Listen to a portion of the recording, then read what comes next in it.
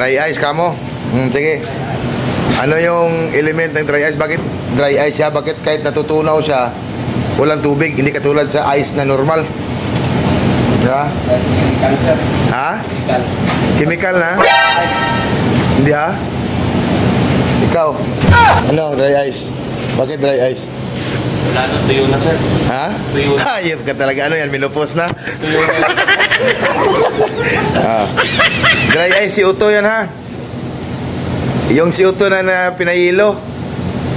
So gas yan siya actually. Ang iba ginagamit nila pag mag-shrink ng mga phosphate na ganyan, minsan ginagamit nila liquid nitrogen. Pero dito yung ano nila CO2 kaya dry ice. So yung dry ice makikita mo umusok-usok siya, di ba? Kasi mula sa yelo, didiretsong gas, hindi na siya dadaan sa liquid. Kasi yung liquid CO2 na pinahilo nila ba? Niliquify na tapos nihilo, kaya nagiging dry ice. So CO2 yan siya. Ha? Yung dry ice. Hindi yan na ano? Ano yun? Tuyo na daw. Ano yan? Minupos na? Okay, Det? Thank you. Okay. Dali nyo sa baba kasi nagpipiting sila ng tail shaft doon, ng mga bolt na.